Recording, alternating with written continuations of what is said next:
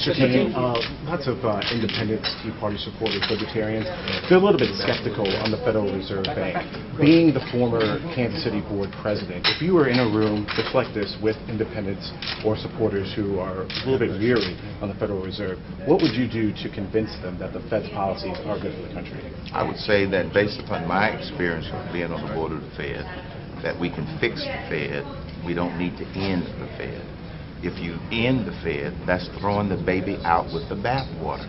It's like saying that because we have one airplane crash, we end the air traffic control system. You don't do that. You fix it. Now here's how we fix it. It has a dual mission, which it should not have. It has a dual mission of trying to use its policies to impact unemployment and monetary price stability.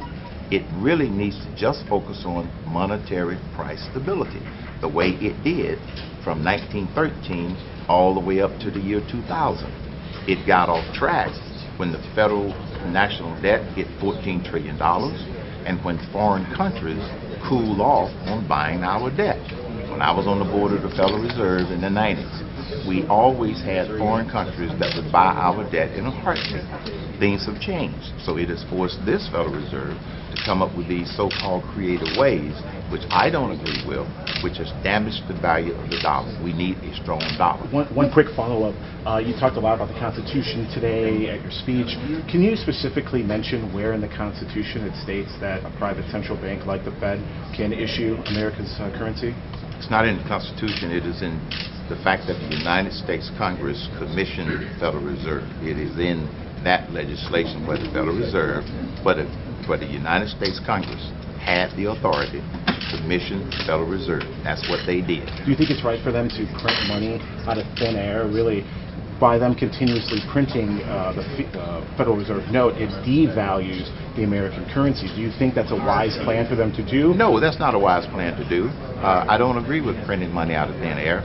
I believe that if we had sound economic policy, they wouldn't be tempted to do that. What I mean by sound economic policy, it starts with making sure that you have policies that would grow this economy.